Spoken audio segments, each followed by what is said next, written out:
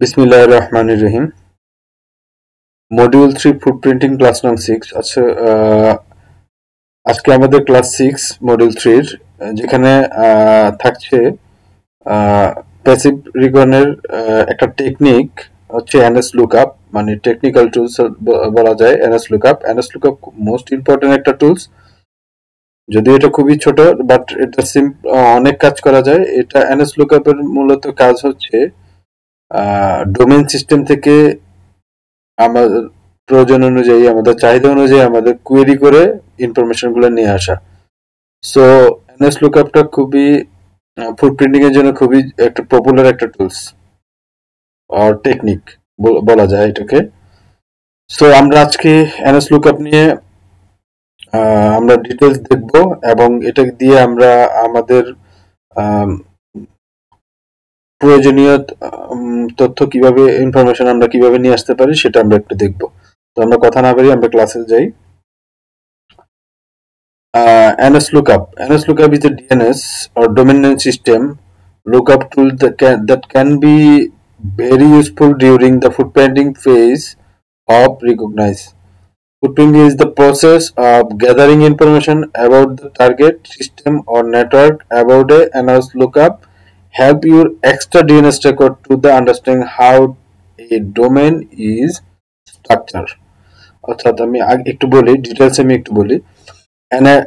NS লুকআপটা হচ্ছে DNS এর, একটু আগে আমি যেটা বলেছি, ডিএনএস এর, আমার একটা ডিএনএস এর টোটাল ইনফরমেশন আমি এনএস লুকআপ করে নিয়ে আসতে পারি। আর ডিএনএসটা কি? ডিএনএসটা আমি একটু যারা নেটওয়ার্কের সাথে সম্পৃক্ত থাকেন তারা জানেন। ডিএনএসটা হচ্ছে ডোমেইন নেম সিস্টেম বলা হয়, যেটা একটা যেটার কাজ হচ্ছে বেসিক্যালি হচ্ছে নেম থেকে আইপি তে কনভার্ট করা, আইপি থেকে নেমে কনভার্ট করা, যেটা হচ্ছে ফরওয়ার্ড জোন আর রিভার্স জোনে দুইটা কাজে কাজ করে থাকে। হ্যাঁ, যেটা হচ্ছে আমি নেম করে কল করলে, যেমন হচ্ছে ফর এক্সাম্পল দ্যাট আমি www.google.com এটা যখন আমি কল করব, এটা হচ্ছে একটা ডিএনএস মানে নেম। আর এর ব্যাক এন্ডে যখন এটা অপারেশনাল হবে তখন সেটাকে নেটওয়ার্কে আইপি তে কনভার্ট করে নিয়ে যাচ্ছে, ফরওয়ার্ড করতেছে। এই কাজটা করে থাকে হচ্ছে ডিএনএস। তো আর এই ডিএনএস এর সমস্ত ইনফরমেশন, অর্থাৎ ডিএনএস এর আমার প্রয়োজনীয় রিকোয়ার্ড ইনফরমেশন গুলা গ্যাদার করার জন্য এনএস লুকআপ টুলসটা আমাদের ইউজ করা হয়। এটা হচ্ছে আমাদের বেসিক কনসেপ্ট, ঠিক আছে? তো এনএস লুকআপ দিয়ে আমরা দেখবো এটার অ্যাডভান্টেজ বেনিফিটটা আমরা একটু দেখি। বেনিফিটটা আইডেন্টিফাই টার্গেট ইনফ্রাস্ট্রাকচার। আমি একটা টার্গেট ইনফ্রাস্ট্রাকচার আইডেন্টিফাই করার জন্য এটা ব্যবহার করতে হবে। Discover mail server and DNS server, discover mail server and DNS server, ঠিক আছে?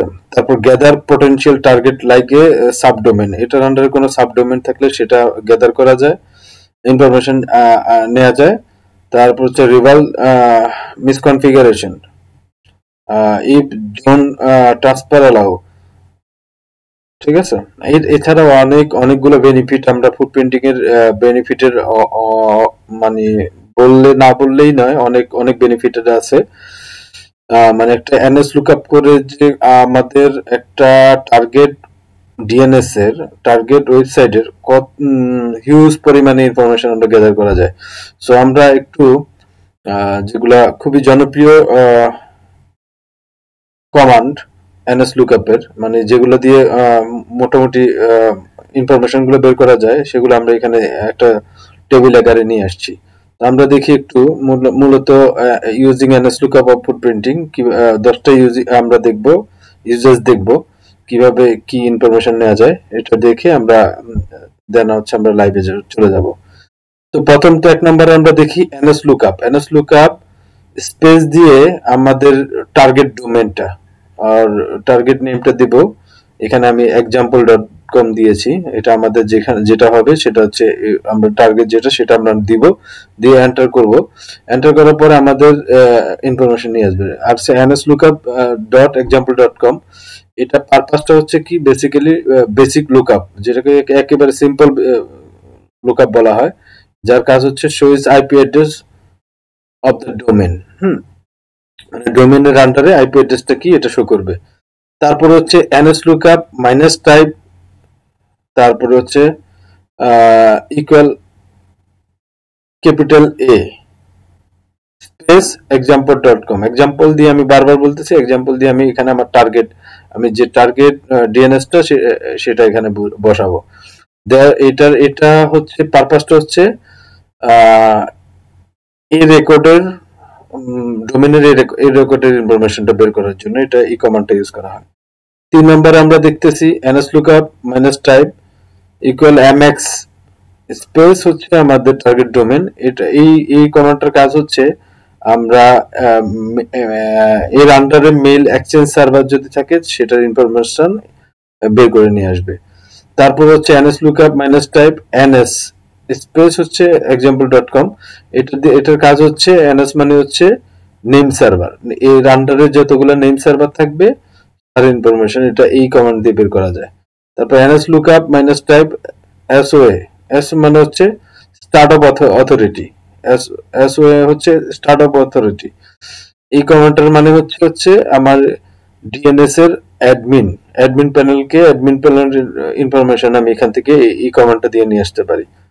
তারপর 6 নম্বরে হচ্ছে nslookup minus type txt record. এটা দিয়ে হচ্ছে txt রেকর্ডটা আসলে ওই ডোমেনের txt রেকর্ডটা আমি এখান থেকে নিয়ে আসতে পারি, useful for the email domain.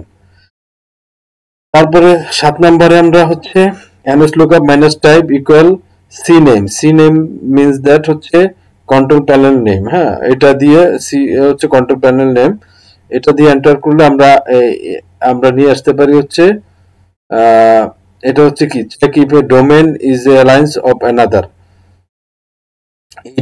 এই ডোমেনের সাথে সি প্যানেলে অন্য কোনো ডোমেন আছে কিনা সেটা আমরা এখান থেকে বের করতে পারি।